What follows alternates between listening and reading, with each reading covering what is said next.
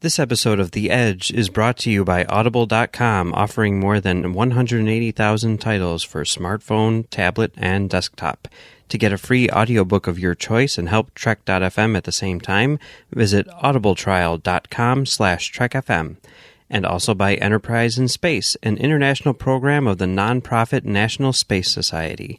Find out how you can help science and education and become a virtual crew member aboard the NSS Enterprise Orbiter by visiting enterpriseinspace.org.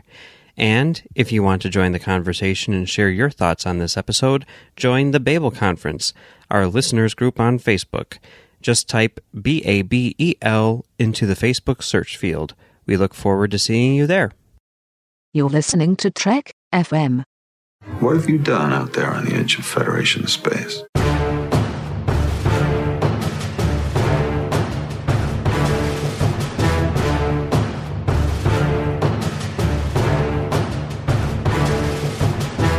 Hello and welcome to The Edge, Trek FM's show about Star Trek Discovery.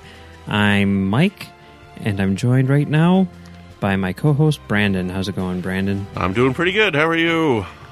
I'm doing well, because there's some exciting news happening in the world of disco. But before we get into it, we'll just say that Amy will be around in a few minutes to discuss Episode 7 of Discovery. No, Episode 6 of Discovery. I don't know anymore what episode we're on. Yeah. Lethe. I looked up online and to dictionary.com, and it's the Greek god Lethe. Leethee is the pronunciation of it. Lethe. Lethe. Okay. Yeah. I saw a thing online where someone asked Ted Sullivan, and he's like, I think it's Lethe. I don't know. Ask Joe Manoski. That's good. Yep. So anyway, before we get into that, some exciting news in the world of Star Trek and Discovery in particular. Season 2 is on the way. Woohoo! Hey. I know it's one of those things where everyone knew that we were going to be getting a Season 2, right? I mean, of course, we're getting a Season 2, but let's not be blasé about this, because there will come a time when there is a question about whether or not there will be another season of Star Trek. And there will come a time when the answer to that question is no. And, that'll make everybody sad. So it'll make some people happy. It'll make some people happy. Yeah, you know how the internet goes. I never quite understood people being happy about shows being canceled, because it's like, you could just stop watching, Like, it's not like the only time where, there have been times where I'm like, oh, cool, but it's usually like shows that I like, because I'm like, oh, cool, they're ending it, not like, they're canceling it, but they're ending it, Right. But there's like Sopranos, and yeah. Lost, yeah, and Battlestar Galactica, all these things, but Disco, no end in sight, right? And I'm okay with that. It'd be really interesting if they go 10 seasons and all of a sudden we get caught up with the original series. And well, not necessarily, because 4 seasons of Lost was only 108 days, right? Like, it was one of the magic numbers or something like that. The 4 seasons only took place over a period of about 100 days. Yeah, right? I know we got some time jumps here where we've had basically Butch's Knife took place the day after Context is for Kings, but the next episode was like 3 weeks later, right? Right, and Context is for Kings was 6 months after, After. So I think, because they say in the first episode it's like May of 2256 or 2255, 2255. So they're around Christmas time right now. Right, exactly. That's we better see a tree in that. I kept on thinking it's Christmas time, I guess it makes sense. We see in Picard's vision him celebrating Christmas. We do see Thanksgiving on the original series, which is kind of weird because that's an American holiday. But we have Thanksgiving in Canada. It's just a month earlier. Yeah. Canadians, you guys are efficient. You're always ahead of schedule. And well, it's because we have a shorter growing season, so we have to celebrate before you. Right? You're celebrating the harvest, so it's colder up here. We have a shorter growing season, so we have Thanksgiving a month before you. I live in a city with nothing but pavement, so, I don't know what a growing season is.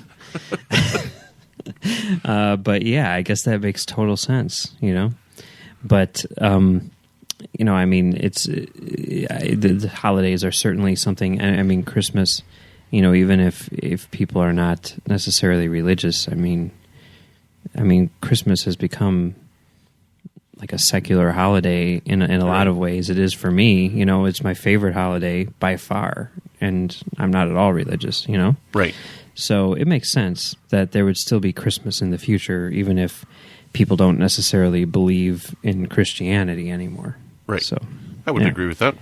So yes, hopefully we do get a Christmas tree. I would love to see that. I would love to see, a Star Trek Christmas.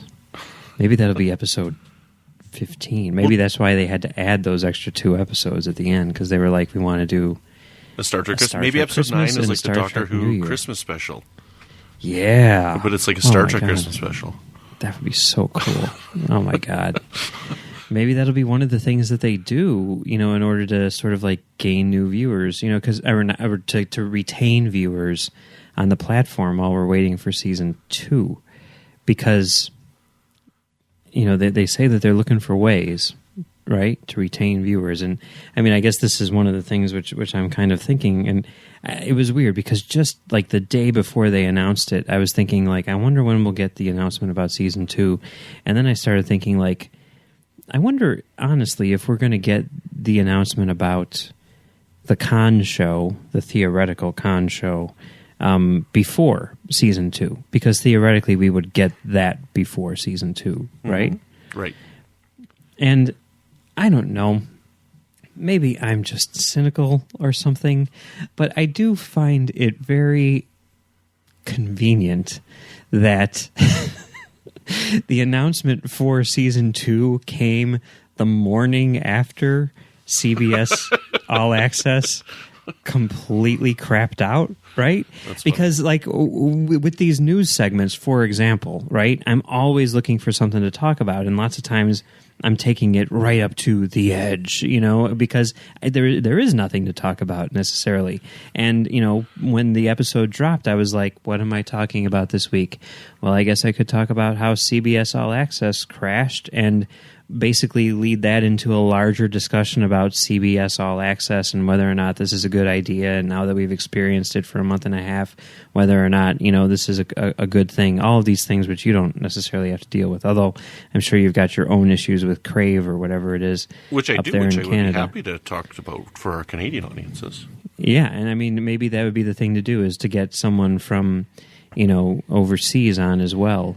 And we can compare and contrast all of the platforms and see who's got the best deal out of this. Everyone this else but you and me. Yes, I agree. So anyway, but I mean, that's like literally what I was going to go with. I was like, I'm going to get, I was probably going to ask Tim Robertson, because the two of us were complaining online the night before about how neither of us could watch, Discovery at our scheduled time, and then I wake up and boom, there's the news about season 2, and it's like, oh, cool, they're changing the narrative. It's smart. maybe they had it planned from the beginning. It's quite possible that they did, and this is just a happy coincidence. But regardless, it's convenient. So, what do you think about there being a season 2 now? Well, I'm very excited, and I'm still hoping and praying they go with their original idea of a anthology show. However, I did mention last week what I think my theory is going to be for next season, and how this season's going to end. Actually, like, I think our final shot is going to be, the Tribble's going to go off, but Voke's going to kill Lorca, and we'll go into season 2 knowing that Ash Tyler's Voke, but nobody else will. Yeah, I'm digging that idea. I like that theory. So It's solid, and I'm down with it. And I don't know whether or not I think that will happen, but if that happened, I'd be like, "Oh, damn, that's so cool." Well, I like what you guys said on the commentary. I guess it was today as we're recording this, and you said, "Well, it makes more sense if Tyler doesn't know that he's Voke, so maybe he's been like pre-programmed or reprogrammed or something like that. So he's a deep cover sleeper cell operative, which would definitely be an interesting thing, which would bring it back to kind of the Battlestar Galactica thing, right? I think it would almost have to be that in order for it to make any sense. I mean, just based on what we've already seen. And we know that Ash Tyler is a real person, unless Klingon, Laurel or whoever the Klingon houses or whatever have their hands so deep inside of Starfleet that they can like alter records to make this guy exist when everyone assumed that he, when in reality he doesn't. You know what I mean? Right. Yeah, I don't know. Just related to that, because everyone's talking about it all the time.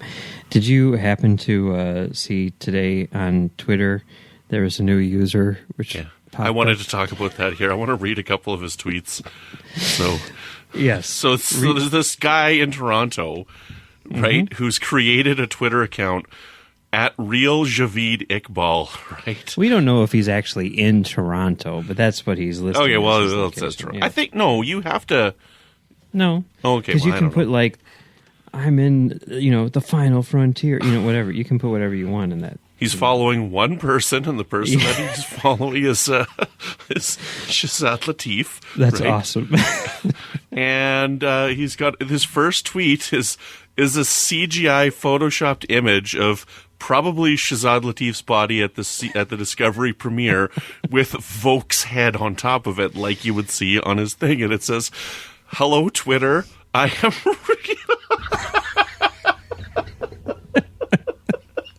I can't even awesome. read this. Like, just the wording of it is just hilarious. "I am real. Star Trek Discovery Voke actor Javid Iqbal. Here I am at the Real Hollywood debut. I had a real good time."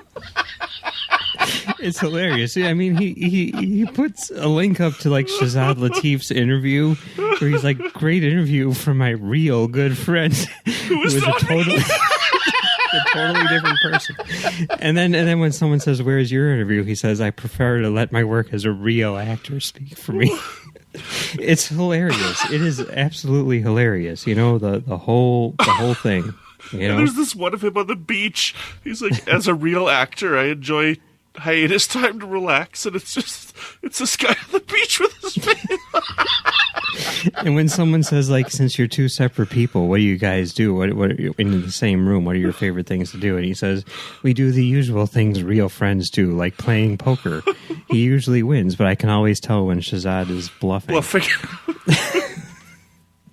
It's completely spot on. It's absolutely hilarious. I love it so much. Yes, it's perfect. It's absolutely perfect.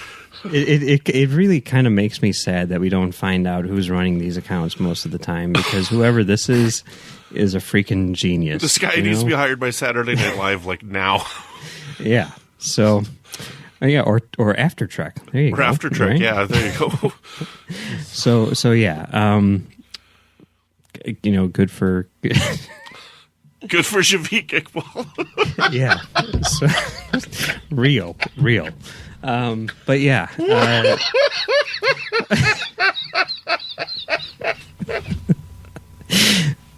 Hopefully he's in season 2. Yes. We'll see. But yeah, I mean, I don't know. It's interesting because, like, we know they've told us right up front the Klingon War will be over with by the end of season 1, right? So that's not going to extend into season 2. So the question is, like, well, what's season 2 going to be? And obviously we don't know how the next 9 episodes are going to unfold and where that's going to place Disco, as a show or as a ship or whatever. But, I mean, obviously it's going to be different from what Fuller had set out to do, doing a season in the original series timeline. But I'm curious to know what it is they are going to do. Do you have any, suspicions or hopes or dreams or whatever? Well, hopes and dreams would be that they continue on with Klingons throughout the Federation's interactions and throughout time, so they could advance it. Again, like this is still my hope and dream, is that it's an anthology series. Maybe not directly in the original series timeline. Maybe it's during the movie timeline for the next one. Maybe it's just before the movie timeline. Maybe it's, when the Enterprise is being refit, right? And then we can see something that has to do with those Klingons and they end up going to V'ger at the end of the season or whatever happens to be, right? I think that would be really neat if we just kept... Honestly, I don't like the Klingons, but I'm liking them in Discovery and what they're doing here. And if we can keep seeing interactions with these types of Klingons in the Federation and how their friendship evolves, I would love that. I would really love that. Yeah, I would love that too. I think that would definitely be ideal. I mean, I talked about this in numerous places, but most recently on Tracks from the Edge. And I have a problem with them setting things in the prime timeline, because I really do think that is sort of like taking a step back in terms of, storytelling and mythology and whatever. But when I heard about the anthology idea and what his plans for it were, I was like, oh, well, that totally makes sense. That's like the one idea that I've heard, which seems to be like a reasonable justification for setting something in the prime timeline. And at these times, and starting here, prior to US. Right. And, I agree with you that I would love to see, essentially the story continue in, the original series timeline. And I don't think that the intention was ever for it to be, the same crew or anything like that. But, my personal theory has always been that they were going to look at, like, human-Klingon relations and how they've changed throughout the years, and then, basically set up a new show which takes place, in the post-Nemesis time period. But you could do that, at least for the original series. I mean, instinctually, you're like, well, 10 years from now, I mean, everyone's aged and blah, blah, blah. But I mean, like, I'm watching Outlander right now, and that show is crazy. And they just started up season 3, and they did a time jump of about 20 years. And really? I don't think and they're not going back. Like, I really don't think that there is some sort of magical thing. They just made the decision, and obviously they're following the books, which don't have any sort of like limits placed on them in terms of like, actors, place, right? Aging or that sort of thing. But, they were like, okay, 20 years in the future, these 20-something actors who we cast are now going to be playing 40-something characters, right. And we're going to, apply minimal makeup and just make them look, a bit older, and that's what we're doing now. And, I mean, that show is not stopping anytime soon. It's not like they're like, this is the end, we're just going to do this for the last 5 episodes or whatever. I mean, the thing's already been renewed for like another 15 seasons, They're going to just keep on going with it. And if they can do that, then Star Trek can certainly do that too. You could easily do a jump of 10 years and, just roll with it. So why not? Bring it. You could maintain the sort of like integrity of that anthology concept, but still set it on Disco with the same characters, just in the original series timeline now. So, well, and when you think about it, there's precedent in Enterprise with the final episode of 6 years later. Yeah, there is, right.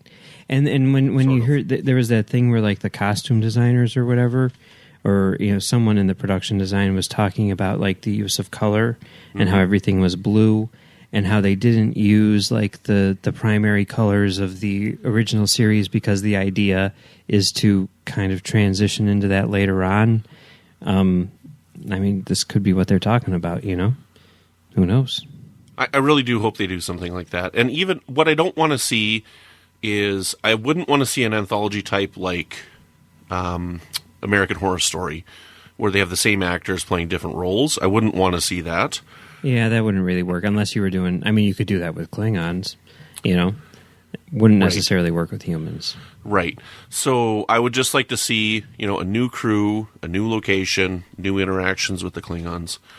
Enterprise C in that, you know, I don't remember the name of it right now, but the battle that Rachel Garrett, you know. Yeah. Let's get a season with Rachel Garrett, Enterprise C. Yeah, you could do that. Why not? So I think that'd be a lot of fun. We shall see. We shall see. All right. Well, I think that it's exciting nonetheless that we're getting more Star Trek. I mean, it's certainly a day to celebrate, you know, regardless of whatever form it may take. Right. And, you know, we should definitely be aware of how lucky we are, I think. How lucky you are to complain about your CBS All Access problems and watching Star Trek. You're lucky to be complaining about it. There you go. I am.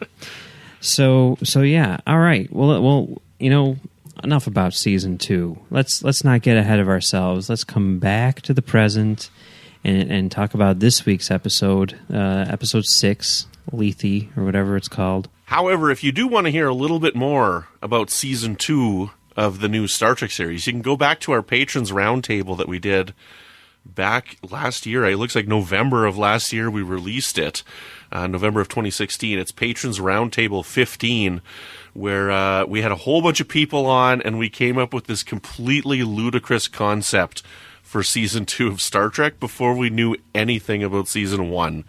We went based on the premise that it was going to be an anthology series. So we had Tony Robinson from the network, Bruce Gibson, Davis Grayson, Kay Shaw, and we took a wild stab, and we had Cisco and Janeway and Kirk, and Sela was in there. It was totally crazy. Why not? You know, anything's possible, you know. All right. Well, head on over there. Take a listen to that for sure. But before you leave, stick around right here, and we're going to toss this to Amy, who's going to lead a panel discussion of episode 6. Thank you, Mike. I'm Amy Nelson, and today I have 3 amazing guests who I admire quite a bit, and I'm so glad that they could be here tonight discussing Star Trek Discovery. We have Ken Tripp from Standard Orbit, Bruce Gibson from Live from the Edge and Literary Treks, and Dan Gunther from Literary Treks. Ken, how are you doing today?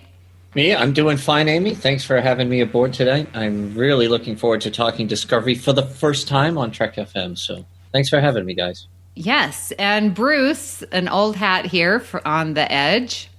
An old hat? Old? Is that really how you describe me, as being old? Seasoned, I'm old on the and edge. Wonderful. Are we live right now? No, we're not. Oh, okay. So I can say anything now, and you'll just edit it out. Exactly. We will edit you out completely. I mean, no. Wait, Dan's really getting a kick out of that one. Huh? Yeah, he is. So, Dan, welcome to The Edge. Thank you. Very happy to be here. And Bruce, you're not old. You're seasoned. Yes. There we go. Like garlic. Something like that. I'm definitely just detecting some saltiness around here anyway. Sea salt. I feel like I'm back on Standard Orbit with this conversation. Oh, it's another Standard Orbit tangent. Yes. Well, that show's old, too. Yeah, that's what the show is old. I'm old. Got a young co-host, always giving me crap. I get it. Yeah.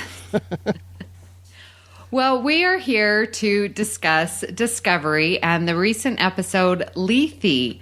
Now, I'm wondering, did you guys know what Lethe is and was and why it was called that? Did you know?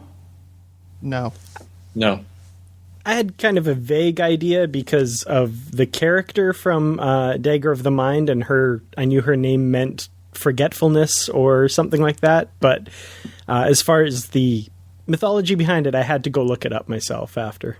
Yeah, I did too. And it's Greek mythology, and Lethe was one of the 5 rivers of the underworld of Hades. and the dead would drink from the river to forget their earthly life. Now, Lethe means oblivion, forgetfulness, or concealment, so they wanted to forget their earthly livings and stuff like that. However, the Greek word also means truth, and so put that together, it means unforgetfulness or unconcealment, which I think is very fitting because as we see Sarek in his last dying moments seems to not be able to forget his participation in not allowing Burnham to go into the Vulcan Expeditionary Force. Yeah? Yeah, definitely. I think I like when the titles do this kind of more representative idea. You know, I do like the long titles that are really descriptive, but I like when they bring in something literary like this too. So yes, I like literary also. I like the long titles myself. I don't like the one-word titles, but this one I like because I did have to look it up. It's like, what is this? What does this mean? How do you pronounce it? And so the fact that it got me to look into it and actually learn a new word, which there's a lot of words I don't know, believe me, it's actually kind of fun. It is. It's definitely a Minosky thing too, right? I mean, he's kind of obscure and he comes up with unique storytellings, and his titles too have always been kind of different. So I think it fits in what we're used to from his scripts and from his previous episodes, and he's written quite a few. And he didn't fail on this one either, as far as coming up with something unique and different. Not expecting this at all this time. Yeah, I mean, compared to last week's episode where it was Choose Your Pain, I mean, we heard that over and over through the episode. And so I was listening very explicitly to hear the word Lethe, and I never heard it in the episode. So it was different there. Mm-hmm. So talking about the whole Sarek, Spock, Burnham thing, we've got such an amazing story of Sarek and his participation in not, like I said, allowing Burnham, that he had to make a choice, right? And so what did you think of that whole series that went throughout the episode? Bruce? Well, Oh, sorry. Nope, go ahead. Oh, no. Dan, let me talk first. Actually, Dan, I'm glad we're doing this episode together because, and I mentioned this on Live from the Edge, so David Mack, of course, wrote the Discovery novel Desperate Hours, and when he was on Literary Treks, episode 205, I think. Anyway, whatever episode that was, nice plug. I started talking about, the relationship of, Sarek with Spock and Michael, and he says, no, I'm not going to speculate. Guys, the answers are coming. Those episodes are in the can. You will get answers. I'm not going to speculate on this. And I was like, okay, so Dan and I okay, we know something's coming. That's so cool. And now this is the one, Dan. This is the one that he was teasing us about. And it reminded me of the novel so much because the novel delves into that relationship between Michael and Spock. And it hints at the fact that their relationship is the way it is because of Sarek. That there was misunderstandings of what each thought their sibling relationship was with the father. And we got more of that answered in this episode. Yeah, to me, this whole aspect of the story was the most surprising part of the story. How well it slid into canon, I talk a little bit in a recent video I did about retcons, and retcons can be good and they can be bad, and Star Trek's definitely had experience with both of them. And I think this one works really well because it doesn't replace any of the history that we know between them. It adds another layer to it. So when Spock refused to attend the Vulcan Science Academy, Sarek didn't speak to him for 18 years. I mean, that's very significant. And, in and of itself, there was enough in canon, I think, to explain that, although it makes Sarek look like, a really big jerk, even for a Vulcan. But this just adds to that. It wasn't just that Spock didn't fulfill Sarek's expectations, but Sarek also had a measure of personal guilt and shame in there because of his actions. In basically, he wants a space for Spock in the Vulcan Expeditionary Group, but they only offer a space to one of his experiments, they call them, one of his not quite Vulcans. And he decides that Spock should have that place, and uncharacteristically or not for a Vulcan, lies to Burnham and says that she did not earn the spot. And the guilt that he feels from that is overwhelming and totally fits in with canon and adds just that extra layer, which just... I watched this with a bunch of Star Trek fans, and we all looked at each other and went, oh, at that moment, because it was just so meaningful. Yeah, going to that, like, I thought Vulcans didn't lie, and he goes in and says, you didn't make it, but it was his choice that prevented her from joining. Well, that's not necessarily a lie. I mean, it's from a certain point of view. He says you didn't make it. He didn't say why she didn't make it. She didn't make it because he didn't choose her. It is funny how logical they are, but how unethical they are. Right. And that's kind of the weird thing about how Vulcans have really been written since Enterprise and now coming into this show, where, you know, up until this point, they were very noble and very helpful to the Federation. And now you've got this fringe terrorist group out there, which is dang peculiar, all on its own, blowing themselves up and trying to keep things homogenous within Vulcan, which I find, I don't know if I'm liking that piece of it. I really am not. But it is, you're right, Dan, to your point in Bruce, it does fit well into the history. It's just we're learning a lot of things. It's like, man, they are very clever in how they're writing this. Whether or not I like it, it's tough for me to figure out at this place, because you're right, Amy. Vulcans don't lie, and we take that to mean that they don't tell half-truths and they don't play games. Spock got away with it because he was evolving and getting more emotional and leaning a little bit more in his human half as he got older. Sarek, though, you know, he never bent, and so I think it is kind of a again. It's an out from a legal perspective, but it's not a good ethical out. It's not the characters we know or who we thought they were, and that's interesting to me. So, Ken, is that going to change the way you watch Journey to Babel now? So, I mean, we've been seeing that episode for 50 years, and now when you watch it, your perspective is going to change.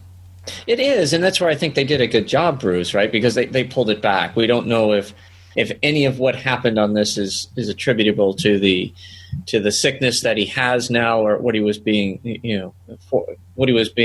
hospitalized for, and all that. We just don't know. It could have all come from this. I think there are some unique things though that they are adding. I mean, they're taking the Katra to a whole new level. They're doing a lot of things that I think are very clever, and it's interesting. And you're right. I will be looking at it differently, but it is hard to know something for so long, and then you've already kind of built in your head or through a zillion different books how things occurred. And now that it's changing, you're right, it is going to make things more interesting. And hopefully it will help boost the ratings for Standard Orbit when we talk about this. It should help us. But yeah, it is. It will change my view. And it's, again, well, I guess we'll have to see where this whole thing plays out. But it is going to be an interesting ride. I tell you, these writers are darn clever to fit all this stuff in a very tight timeline. And and for us to never be aware of any of it, I think is amazing. And I do like how it can change our perspective. It's like you said, Ken, we have the way it's been in our head for a long period of time, and now it's messing with that. It's going to change it. And I love it when franchises do that. I love it when even when I read a book, it changes my perspective on an episode of Star Trek or one of the movies and such. And even the Vulcan extremist we see in here, we've actually seen in the novels. We've had some extremists from Vulcan in the novels, in the Enterprise novels and such. And so I was like, ooh, is that where that came from? Or it's just coincidence? Or how can that tie together? I love seeing the interconnections and the different ways we can perceive things when new stories come out. I think if there's one big upside, and I don't mean to dominate here, but if there's one big upside to this, as new fans coming into Star Trek, I don't know how many of them are. I mean, I know the ratings are solid, but all the old fans are watching it first, and hopefully it'll pull in new fans, kind of like the Kelvin Timeline films did. But it'll definitely create a story arc that we've never seen, and it'll probably make the whole thing, soup to nuts, a lot more fun because they have that much more information that they're filling in. That'll be fun to watch if they watch the original series again, and so forth through the journey. Or if they see the original series for the first time after seeing Discovery. I mean, that's what's just so amazing. Yeah, it's they're going into it totally differently than when we went into those original episodes. Yeah, so when Amy finally watches it all, she'll get it.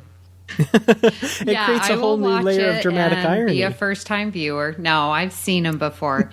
But going along with that, it also influences Next Generation. And I think that this episode really ties in, with Sarek having the Katra and the connection that he has with Burnham. That sort of leads into maybe this is, sort of what deteriorates his brain that we see in Next Generation, where he has to mind meld with Picard and his brain is deteriorating and, he needs that additional support. So I think that it influences, even way past the original series into Next Generation as I see it. Well, in that episode that you're talking about, the episode Sarek from Next Generation. Yes. Picard knows Sarek's feelings for Spock. Therefore, Picard would also probably know about Michael Burnham, his feelings about Michael Burnham. So, again, maybe in a comic or a novel, we can explore that in Picard. That's a neat idea for sure. It is. It is. One quick thing regarding Vulcans and lying, the kind of tongue-in-cheek answer would be, who is it who always says Vulcans don't lie? Well, that's the Vulcans. No, I'm just kidding. Right. Oh, not a paradox. But the other thing to me, too, is, yes, he lies, but it also very clearly weighs really heavily on him. So I don't exactly give it an out because I, like you, was like, wait a minute, Vulcans don't lie. But it weighed so heavily on him. And, and close to death, he was focusing on this because it was his great shame. At least to me, anyway, that was kind of how I read it. So, I don't think it gives them an out, but it definitely isn't something that's treated lightly, I don't think. I agree with that. I agree. So I have one question before we leave this topic. So, and it's sort of a production thing. So when Burnham goes back into Sarek's Katra and Sarek is talking with the leaders and making that choice, she is talking with Amanda. Now, how would she be able to do that? If Sarek is off, how is she able to have a one-on-one with Amanda? You know what that scene I'm talking about? So that sort of confused me. I'm like, well, isn't she supposed to be viewing it in Sarek's perception? And he's not anywhere near Amanda until later. So how is she having a conversation with Amanda? Well, that sort of threw me. The past Burnham is talking to Amanda, not the present-day Burnham. Yeah, and she would have those memories, too. Even the present-day Burnham would probably integrate that into this because she's like, oh, yeah, I was over there talking to Amanda, and she would remember that conversation. Okay. Which is why we're able to see it, because we're in her mind. So we're in her mind Sarek's as well as Sarek's. Okay, that makes sense to me. Yeah. I never thought of that, but that's a good question because it's a little bit of a dramatic cheat there, I think. But I think it's explainable. It is logical. Yeah, and I think that's more clear than some other episodes we could talk about at another time. So, yeah, I think that they did a pretty good job with that. Yeah. All right. Well, let's move on and talk about the whole Ash Tyler and Michael Burnham thing that we've got going on. So at the beginning, Tilly and Michael, they're having their fun, ordering their breakfast, and Michael's correcting Tilly and saying, no, you need to get this and this. And then Tilly's like, oh, look, the new guy, he's so cute, let's go talk to him. And Michael is not very welcoming to the new guy, Ash Tyler. But then at the end of the episode, and I don't know what has changed that makes her open up and sit down and talk to him and basically reveal all that she's learned about her experience that she had with Sarek. So what do you think's going on there? Well, I think for me it was I took it as the way he helped her out in the shuttlecraft and gave her that kind of insight somehow, if some rumors are true, about what it's like to be human and what you're thinking about and that kind of thing, and helped her with that Sarek thing in the shuttle. I sensed like there was a little bit of kinship created there. It is definitely a total turnaround, a flipping of the script kind of thing between the start and the end, though. It is, because he was the one who was like, that was telling Tilly, you need to wake her up because I've got a higher rank and you need to wake her up right now. And even though Michael was like, don't wake me up no matter what because I'm going to be fine, he like ordered Tilly to wake her up and sort of ruined the whole experiment until they did it again. Yeah, but he's also the one that gave her the reasoning, like the way to come at the problem and what Sarek would be thinking there. I don't know. I just felt like there was a little bit of... Well, Burnham was in distress, so it wasn't just an arbitrary pull her out. He was, I think he was concerned for her and gave that order because they didn't want to lose her too. And then by doing that, set a course to actually allow them to rescue him. So I think it worked out okay, but I didn't find that to be something that he was doing because he had power or because he had rank. I think he just did it because he felt she was in big trouble and things could go south quickly. That was my take on it. You don't think that Lorca telling him don't come back unless she's okay had any influence on his decision? Could have. Yeah, I can see that too. But Michael mentions to Tilly, "Don't pull me out." Ash wasn't part of that conversation. And so even Tilly says, she told me not to, he's like, no, like you're a cadet. I'm the officer here. She's in distress. Lorca told me to bring her back with no scratches on her. And so, no, we got to get her out. And I don't think that Michael would have any resentment for what he did because she didn't tell him to not bring her out. But I think the change we're seeing in Michael in her relationship with Ash, I don't think that she was not friendly in a negative way to him when she first met him. I think she was just being her typical self, as being a bit cold and a little standoffish when she meets people because she's kind of that Vulcan thing and she's carrying that burden of being a mutineer and not people always being receptive. And then when we see her more friendly later on, I think there is a bond that happened when they were out there and he took her out in the shuttlecraft and they did what they did. But at the same time, I think that we're seeing a new Burnham as we go forward because something has been resolved between her and her relationship with Sarek. She has been carrying this weight on her that she's not good enough, at least in the eyes of her father. And now she's found out why. And it wasn't for the reasons she thought. And I feel like now she can probably just shed that off of herself and be more herself and accept more of who she is. And so I think we're going to see her open up more. And that's what I took from that scene. It was, I can now be open up. I can open up more. I can be more myself. I've now can accept myself and not carry this burden on myself anymore that I'm a failure. Yeah, and she was standoffish with Tilly at the beginning, so it sort of fits her character that, I'm going to, have my defenses up and just sort of wait for things and then, open up a little bit later. That seems to be her character. The one thing that I thought was unique about Ash was when he met her for the first time, like everyone else, kind of reflects on who she is. But then quickly says, I don't judge people on the past, I judge them on the here and now, which was very different from anyone else she had met, up to this point after the incident at the battle for the binary stars. So I think that kind of gave a little bit of an opening that this person was not going to be judgmental of her.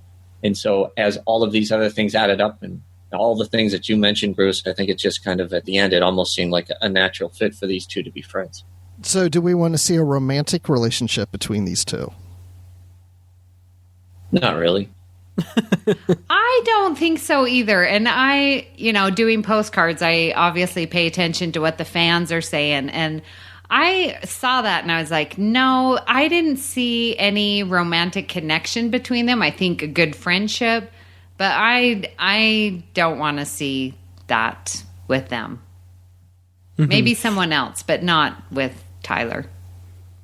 Yeah, I feel like a strong camaraderie, like you said, a strong friendship, I think would be a really good relationship to see, especially between, a man and a woman on television. You don't get that enough, I think, that strong friendship that doesn't necessarily mean you have to hook up or get together kind of thing. And I definitely see the potential for that there. Yeah, I'm fine either way, too. Oh, either way? So it'd be fine if they did? I mean, if the writers want to go that direction, if we want to ship them together, that's fine. Whatever. But I would, if I had to choose, I'd say no. Not to have them in a romantic relationship, but I'm okay if they went that direction too. Because that could be an interesting avenue to explore with her. Ashburn? Would their ship name be? Kind of works. Burn Ash? Or Hash Ham? Here we go. So I really liked the last scene, since we're still talking about Burnham, where she's talking to Tyler and just sort of the summary of what she has learned through the experience with Sarek. And there were so many things that she said, like that he had expectations. Yeah, like he had expectations of her and their relationship, and she has hers, and she now knows that she'll never get that. Yes. Kind of thing. Yeah. Yeah, that really rang true for me. In part because, like, I've had issues with my own father, and it's just, okay, he can only give what he gives, and I just have to be fine with that. And when you come to that realization, it is a huge weight off your shoulders. And it's like, okay, I'm going to accept it for what it is and not expect anything more. And I thought that realization that she had was very telling, and I think very relatable to most viewers. Well, it was for me, at least. Yeah, that aspect of it felt like very mature writing to me. Like I really, it's really easy to go on the surface of relationships and just kind of have a very not substantial, deep look at relationships, but to really, dig into these characters and find out what makes them tick. I mean, this is why I think Star Trek is so good on television and is kind of okay in movies, because, we can take an hour every week and really get into these characters and examine things like this. And the fact that, like you said, it rang true for you, and I'm sure resonated with a lot of viewers out there. That's great. It's good stuff and really mature examination of real relationships. Well, and I think that, part of that is that we are seeing Burnham and we're exploring the human condition through her. And so when she, continues and says, well, when you're sad, you put on a smile. And how many times have we done that when we're feeling, not happy, but you just have to go through the day and put on the smile and just basically live through it, until you can deal with it. Or when you're angry, it's don't turn to the anger, but turn to the love. I love that last scene between her and Tyler. And then when you're hurt, but to have still hope for the human condition and hope for a better future. I just think that to me is such Trek philosophy and just the essence of Star Trek, and that continues Gene Roddenberry's vision. Like, to me, that was the essence of the episode. What did you guys think of that last scene? It was very human. I mean, I loved the scene, and for all the reasons you just said, I couldn't say it any better, Amy. Thank you. It is a kind of a tough thing to follow up when somebody does such a great soliloquy like that, puts it all in perspective and says, what do you think? No. No, it really was well said. I think it was a there was a lot of. It's interesting, right? Because I know we're going to get more into some of the plot lines here, but to me, it was very interesting because Burnham is actually coming in off a high note. The captain just told her that she's going to be part of the bridge crew as a science specialist. It's good news. She's got a real role. She saved Sarek. She learned some things or whatever, but now that she knows the truth, she can kind of begin this journey towards healing.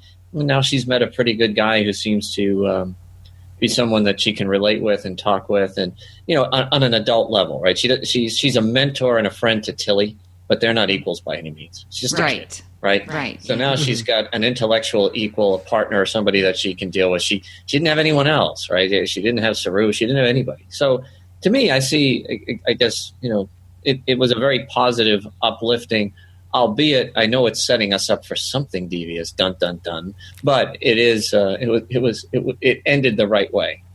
But I think it's a big setup. That's my feeling. Mm-hmm.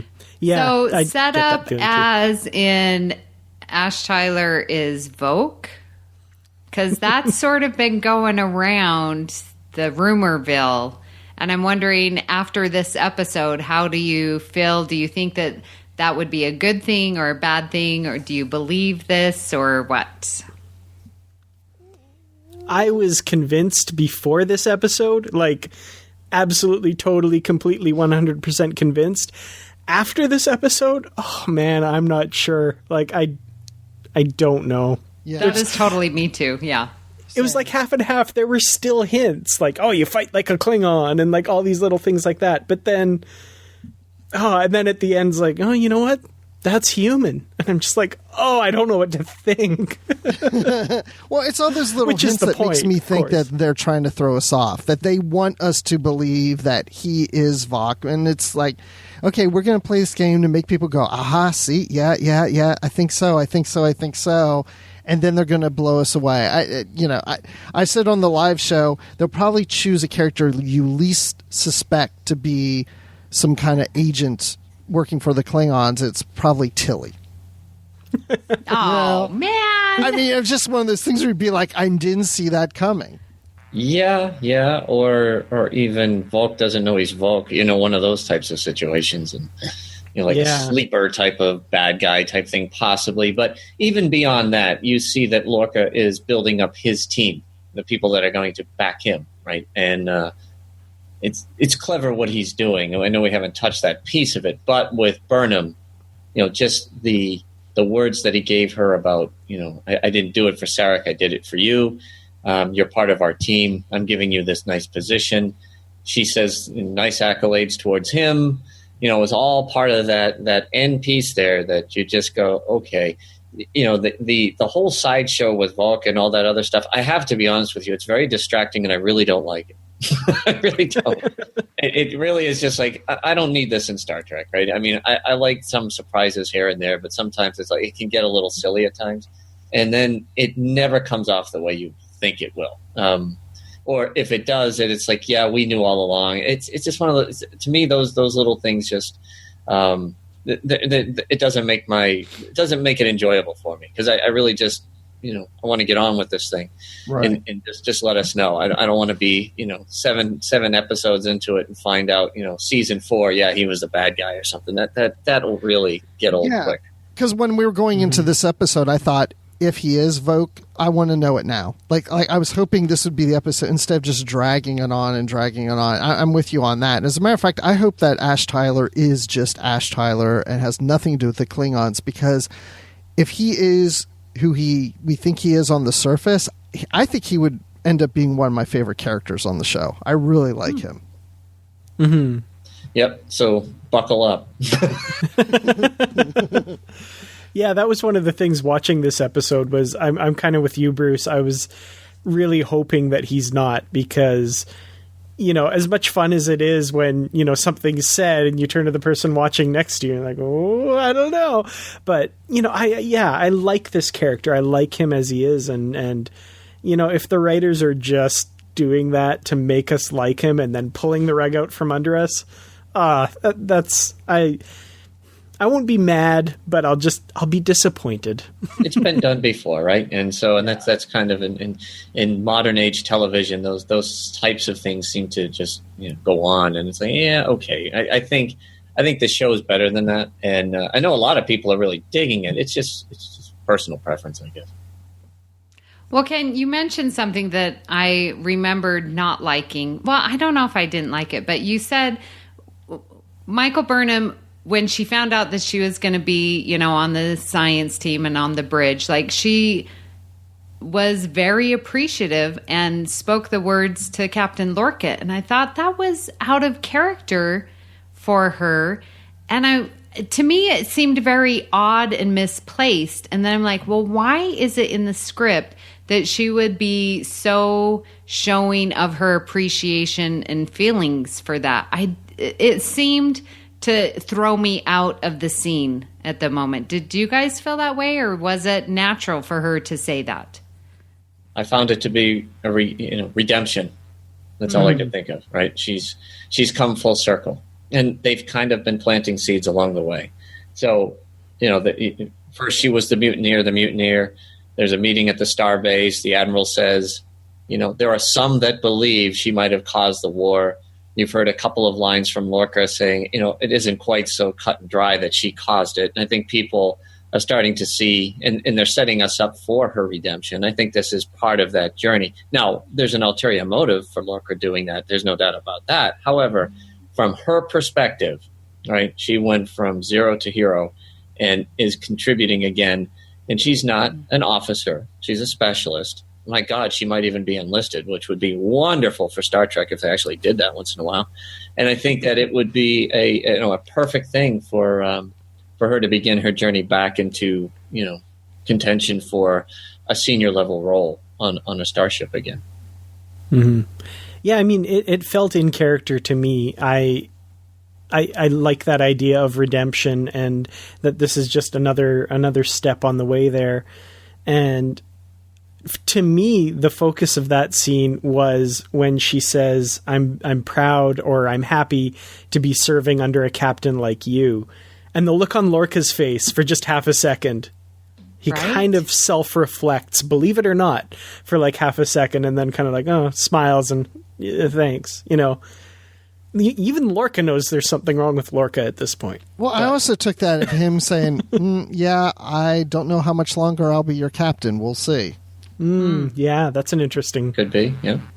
And that was kind of interesting on itself, too, right? I mean, she didn't relieve him on the spot, which is a gaping hole to me, right? If you know somebody's unstable and incapable, you just from my own experience, they don't mess around. I mean, it's like, you're done, Sue, you're in charge, you're coming with me, we're going to get you help.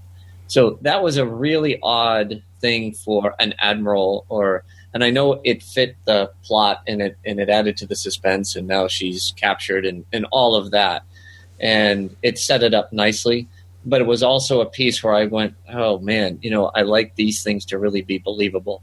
That one kind of touched on his own, where it's like, you can't leave a psycho or somebody you think that is really, really out of it in charge of the most important asset you have in the war. That did not fit well. However, it did make it for some great drama and suspense. It's going to be a fun ride. It's those crazy 23rd century kids. Yeah, I agree. It was a really bad decision, but at the same time, I think Cornwell herself is very compromised when it comes to Lorca, because just the way she says to him, like, I don't want to just rip this out from under you. When I get back, we'll talk about how you step down. Like, she's concerned about him saving face and stuff. I think because of the personal feelings that she has for him, which is obviously very wrong. Like, I mean, she is compromised too in this situation, and she should not be the one, who is ultimately, I think, responsible for making this decision. I think she makes the right decision in that she thinks he should step down, but obviously can't pull the trigger and should not be in the position of having to do that. That should have been someone else that made that call. So yeah, it's a mess. It's a total mess right now. Like, it's not good. But it's a fun mess, isn't it? Oh, yeah. Yes, it is way fun. I mean, I'm going to say it when he was like, well, let's stop talking, as colleagues and let's start talking as friends. And she like removes her comm badge and boom, chicka, bow, wow. I was so surprised. I couldn't even believe I was seeing this. And I absolutely loved it. Hook, line, and sinker. But then, in the morning, man, that's a rude awakening right there, and I don't think that she knew how damaged he was until that moment, Oh, absolutely. Yeah. Yeah. I mean, he pulls a phaser on her in bed. And if you look, the phaser is set to kill. I mean, like this. You picked that up? Wow. Yeah. Well, in the first episode when Burnham shoots the Klingon, the phaser's red, and up until that point they'd been stunning and it was blue, so they'd been stunning. Nice attention to detail there. Yeah, I didn't see that on my black and white TV. And I have to say that scene, and I'm surprised how much the scene got to me when she's telling him, I'm going to take the ship away from you because you lied and you're obviously not fit to command. For a moment, I was thinking she's not going to make it out of that room alive. Like, I was actually afraid they were going to go there, that Lorca was going to do something and get her out of the way right then and there. And I'm really glad I was wrong. But like the tension in that scene was ramped up so high that I honestly thought they were going to go there. Yeah, because he obviously has demonstrated he will do anything to self-preserve. And you're exactly right. He's going to protect his ship. And so what did you think about when he just sort of said, well, she will go in Sarek's place? Like, is that just normal Starfleet protocol, or is that manipulation and you go away and we'll see what happens to you later? That's what I mean. That was the obvious plot hole that allows the drama to go, right? She doesn't relieve him.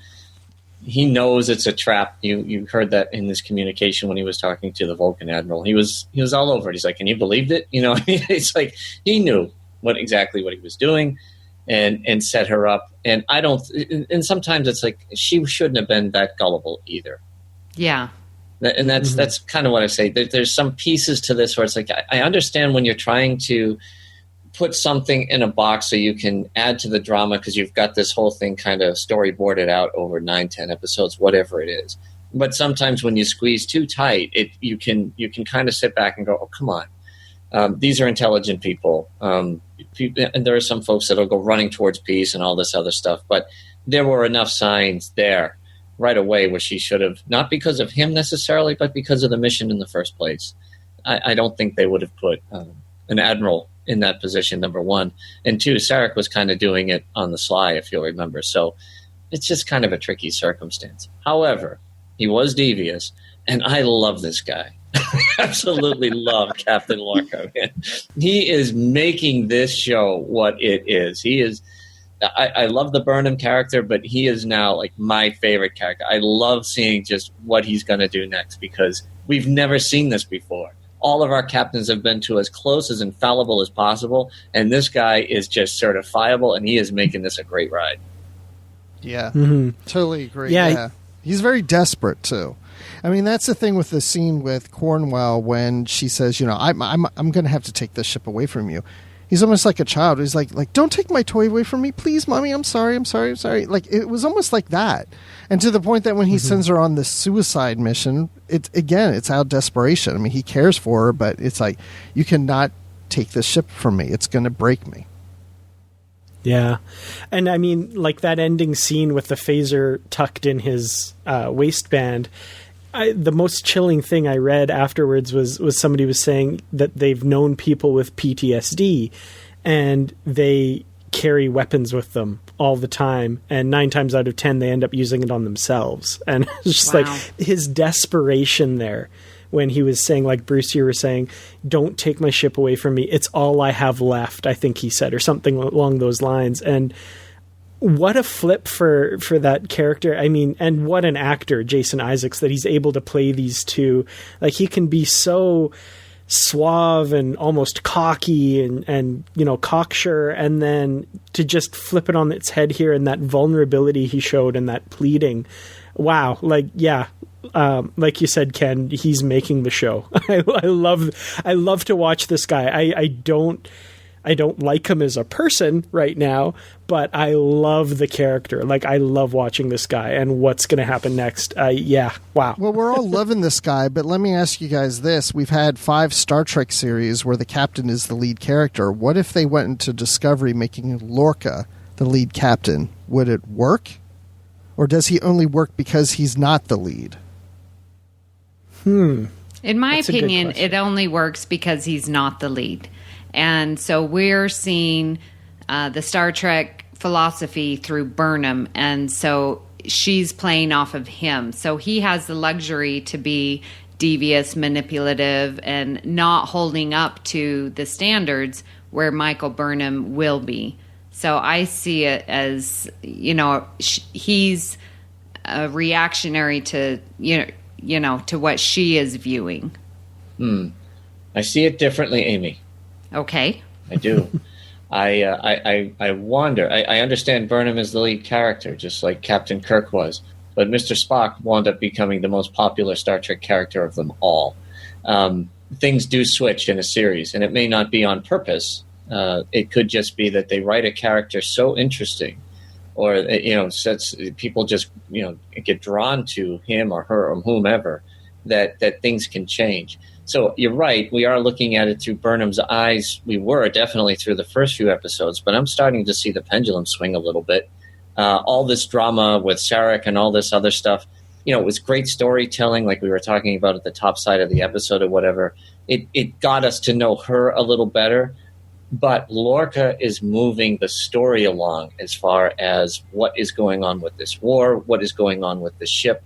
He's really driving that now. And now, because we know he's unstable, where is he driving them to, right? Because it is now him who's in control, and they're all going to be part of this ride. Are they going to be able to figure it out in time? You know what I mean? It's. I feel like he is taking center stage in the next. He definitely did in the last 2 episodes, and that could happen for a while. I don't know if he's going to go out in a blaze of glory. There's a part of me going, man, if they had written him as Garth, we could have seen how he got to where he got. Because it just would have been really interesting from that perspective. There's a part of me that wonders, I wonder if he changes his name to Garth. But I digress. It was just a really, really well done piece with him. It's so devious, and yet, can he seek redemption from all these things he's done? I think it's going to be a fun ride to see. So the question is, what really is the B plot and what's the A plot? That's right. Mm-hmm. I think that happens a lot in Star Trek sometimes. What is the A plot versus the B plot? And I think a version of Star Trek Discovery could have been done with Lorca as the main character from the beginning. At this point, it might be a little bit more House and Cards in space than what we know as Star Trek. If you have a character that's that ethically compromised, I guess, at the center. But it would be interesting. I'd sure watch it. Yeah, it's like the Kane Mutiny in outer space. It really is.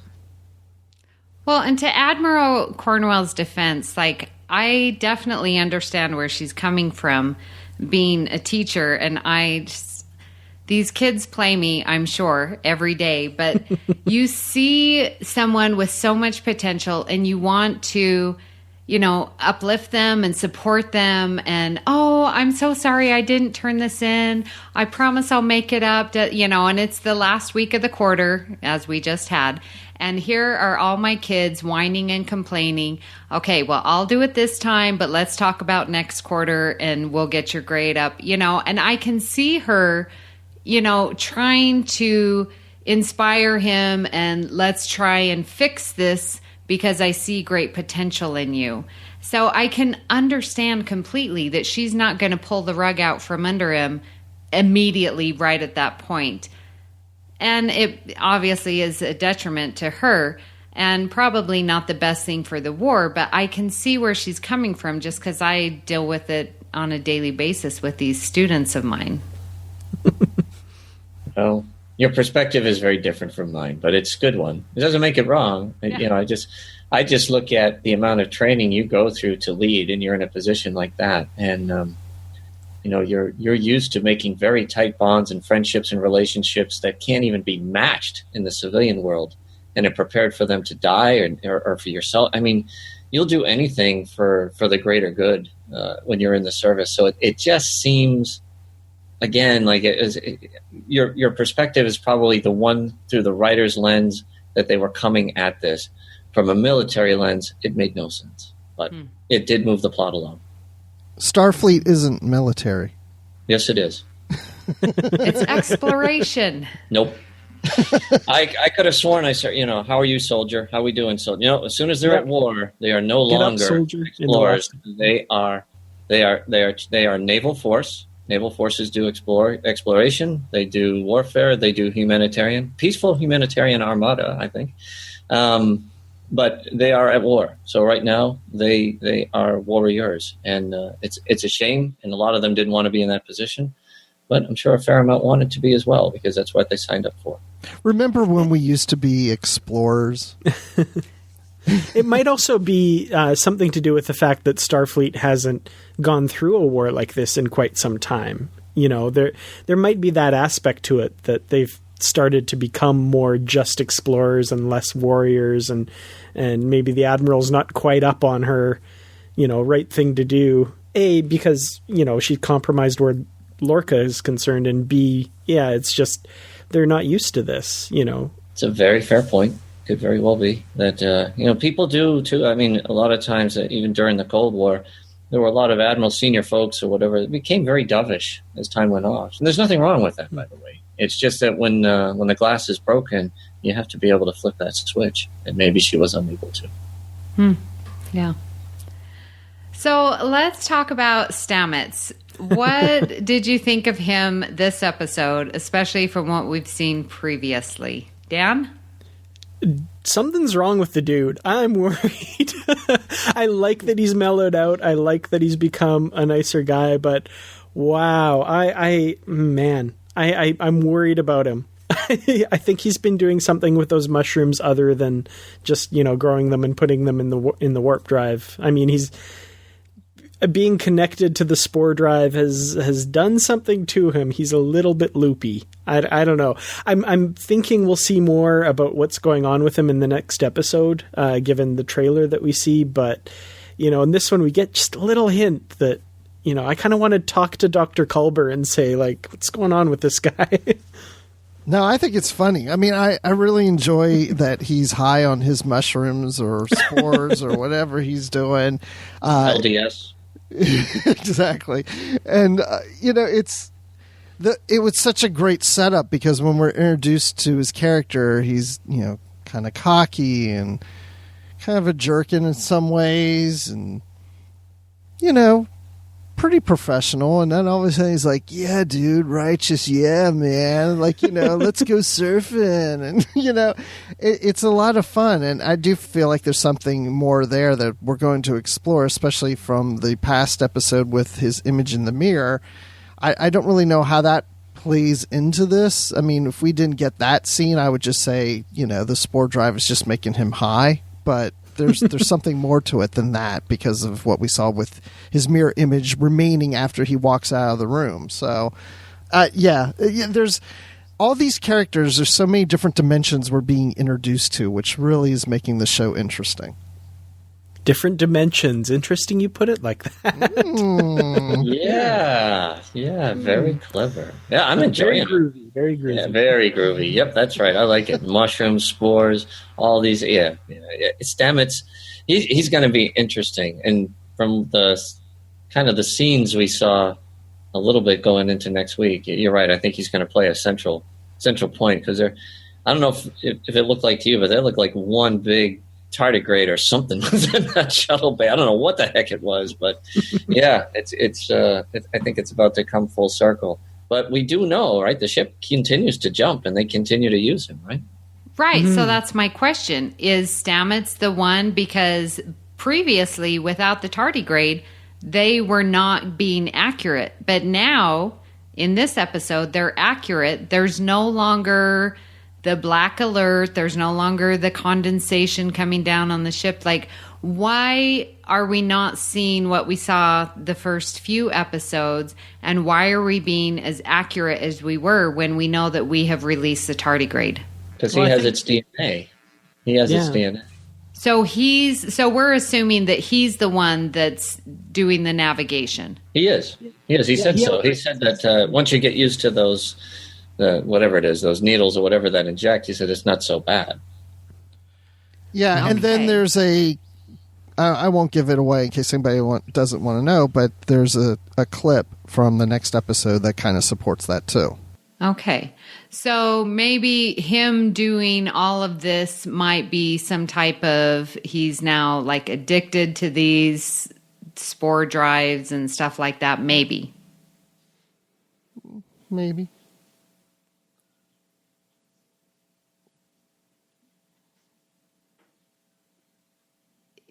Right.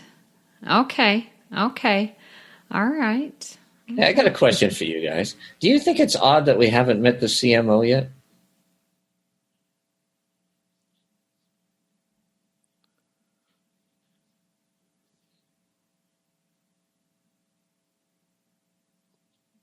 Yeah, I've been wondering that to myself, and even when Michael was on the shuttlecraft to get in touch with Sarek, I kept thinking, why isn't there a medical person on there? Oh, yeah. That's a great question. That bothered me a little. Now I'm bothered. Thanks, Ken.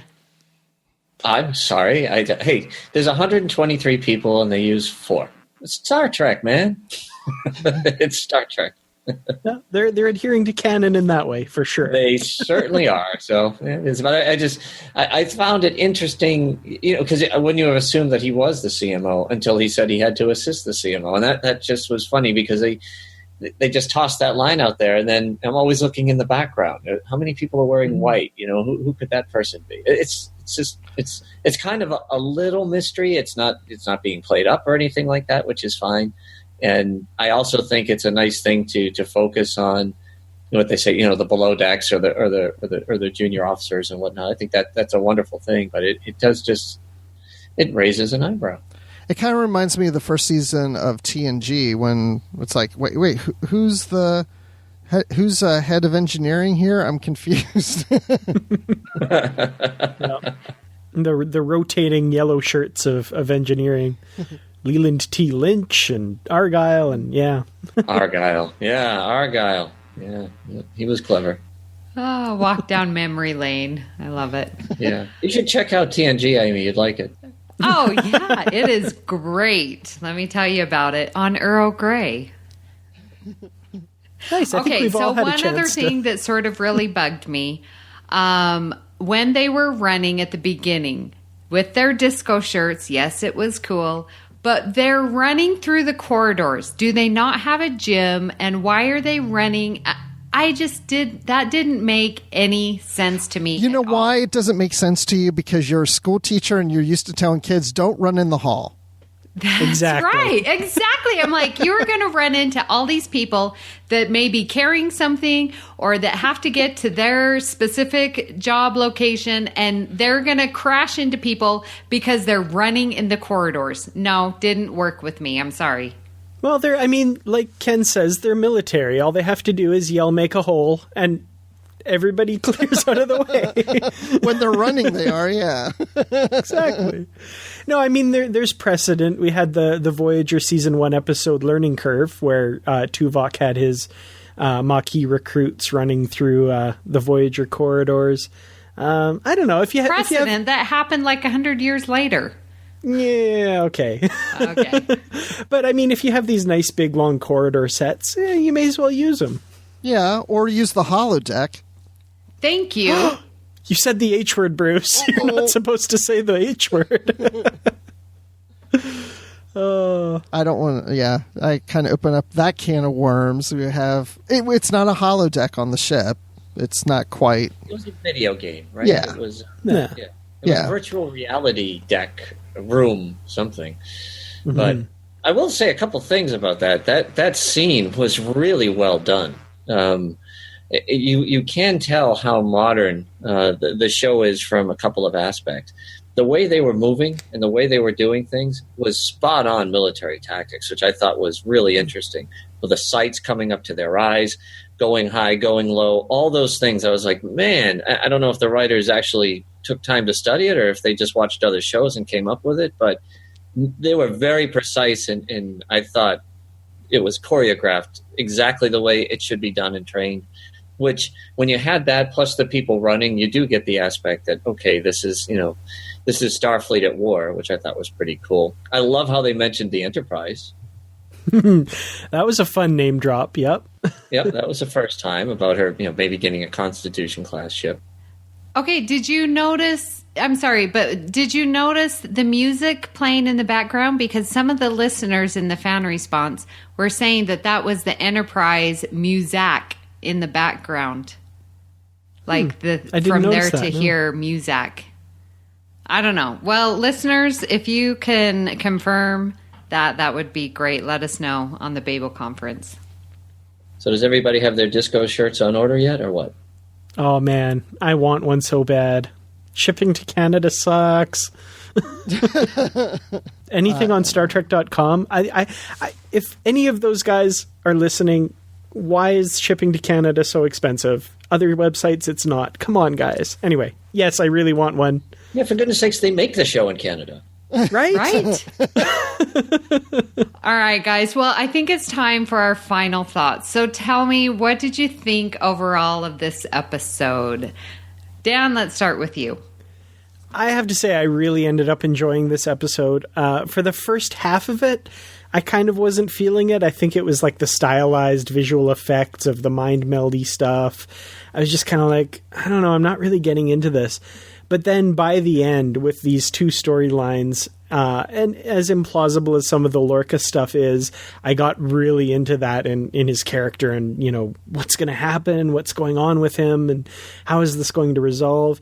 And then, of course, that added shot of slotting so well into continuity, the backstory, the retcon of Sarek and Spock and Burnham and that whole thing. I ended up coming away from this just in love with this episode. I really enjoyed it. It sounds like my first time on the edge here. I'm just gushing about the show. But, I have my issues with some episodes and some things that have happened. But this one, man, I came away from it just loving it and can't wait to see what happens next week. And that's something that's never really happened with Star Trek outside of, two-parters or 6-episode arcs kind of thing. What does this episode mean and how is it going to play next week? I love this. I love not knowing and really looking forward to finding out. Yeah. Ken, what about you? Really enjoyed the episode. I thought 4 and 5, had me locked in, and I felt like the show was really finding its legs. So I was nervous about a fall off with this, and I think to Dan's point, it did take a little bit to get going. I was like, well, what is the point of all this? And it became very clever. But like we've been talking about, man, I'm loving the Lorca stuff. And, to me, it's like this is just so fascinating. We've got Starfleet at war, which is not what we're big for Star Trek on, but we have it. We have a captain that's unstable. We have an admiral that's been kidnapped. We have we have an engineer that could be interdimensional. I mean, you've got more things going on. You've got a first officer who's trying to gain confidence. You've got all these little all these little things that, even though this was a very focused episode and just it stayed in 2 very narrow lanes, we didn't see a bigger scope to it, and I'm sure we will. I think that it's very difficult, to top yourself week over week. But I have to say that Discovery has been getting progressively better week over week. It's really finding its legs. And like you, I'm really excited to see what comes up next. I don't like seeing the weekends go by faster, but when 8:30 on Sunday comes Eastern time, I'm there. So yeah, they're doing it right. It's not perfect, but nothing ever is. So, but I think they're hitting it many more times than they're missing the mark. So I'm enjoying it. Great episode. Bruce? I'm loving Discovery. I love this episode. I didn't love it at this episode as much as the other ones at first, and mainly because when I went to watch it Sunday night, CBS All Access wasn't working well, and so I couldn't watch it on Sunday, so I was disappointed. But then I woke up first thing Monday morning and watched it, but I'm kind of half asleep. So when I came back home later that day, I'm like, I have to watch that again because I don't know if I remember it all. So it was kind of a strange experience for watching it for the first time. But then when I watched it the second time, I mean, I loved it. And for all the reasons everybody's saying, the one thing I'm hoping at some point that I want to like Michael Burnham more than I am. I like her character. I know we're on this journey with her. I don't know. I don't know. I think because she is from Vulcan and she's very stoic, and I think we're going to see her loosen up. I think I'm going to like her more as we go along. And it's not that I don't like her. I just was hoping to like her more than I do right now. And it's some of these secondary characters that I'm really liking a lot. And it's a very dysfunctional family, which is unusual for a Star Trek series. So it's a lot of fun. Yeah, interesting. I don't want to see Burnham loosen up. I like seeing the conflict that she's having with being raised Vulcan, yet still being human, and that emotional, logical tug. Like, to me, that speaks volumes. And I appreciate seeing like I said before, the Star Trek philosophy through her eyes, and that we get to know humanity through her. But yet we see these amazing characters, like we've said earlier, like Ash Tyler, so complex, and we don't really know what is he going to end up. Is he who he is? Is he a spy? There's so many issues, and same with Lorca and Tilly. Like, there's so much going on that we've never had that in any of the series, and I think of Next Gen, like these characters for Next Gen were finally developed in 6 and 7, and we're getting this in season 1. So I'm super excited to see where Discovery is at and how they're coming just right from the beginning and saying, this is who we are, and we're going to explore every nook and cranny of humanity and weave it all together in a very beautiful story. So I'm very, very excited for Discovery, and I love talking about it. Are you hoping they'll have a counselor at some point? Well, we sort of with Admiral Cornwell, right? Because she sort of had that issue, maybe she was a previous counselor. So that's why I'm drawn to her. I really like her. She needs to come back, and she needs to straighten Lorca out. Yes. That would be awesome. Yes. Well, it's been fun talking about Lethe today, but that isn't the only thing we've been discussing here on the network. So here's a quick look at some of the other things you may have missed elsewhere on Trek FM. Previously on Trek.fm, Literary Treks. Yeah, so Tripp, of course, is working to take down Section 31. We as Star Trek fans who have watched all of the shows and read a bunch of other novels know how that's ultimately going to go, but in this story, he's, kind of convinced that Harris is Section 31, kind of the be-all and end-all. He's at the top. It's his own private little army that he's constructed, and Tripp is aiming to take them down. The 602 Club. And this is happening a lot more in the Star Wars books, and I think it's because it allows them freedom, which is to do books that become character studies. And I think it's very clear that this book, in a lot of ways, is a character study of who this person is and what it is that causes the actions that we see in The Force Awakens to make more sense. Stage 9, a podcast about the people who make Star Trek. By getting people like Braga to come on board and work on this show, what they're going to be doing is deconstructing that thing that they did for all those years on Star Trek. Earl Grey. Is there anything else we need to add, or do we think that's the? Are we going to cure Riker or? Oh shoot! I forgot about Riker. Yeah, sure, fine. We'll keep him around. Yeah, we've cured Riker, and then for me, this would or not. And that's what else is happening on Trek.fm.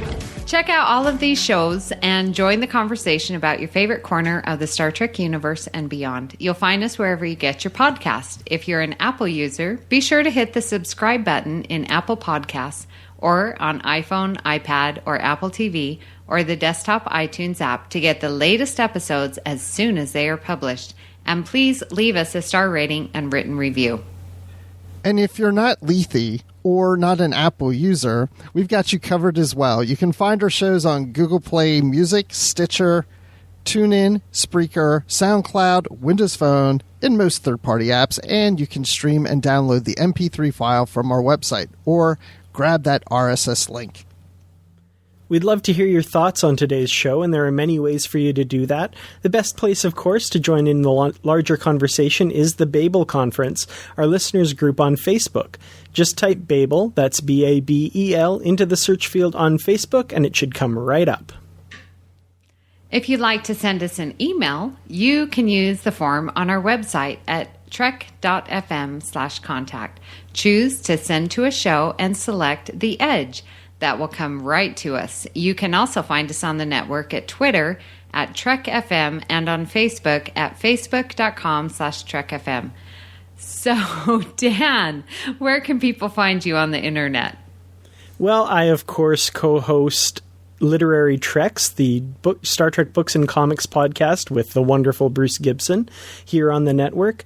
You can also find me on Twitter at Kertrats, that's Kertrats. I also have a YouTube channel where I talk mostly about Star Trek Discovery lately at youtube.com/Kertrats Productions, and of course the Babel Conference. And Bruce, where can people find you? Well, you can find me co-hosting on Literary Treks with the wonderful Dan Gunther. You can also find me here on the network with Brandy Jackala doing Live from the Edge here as part of this feed of The Edge as a sub-show.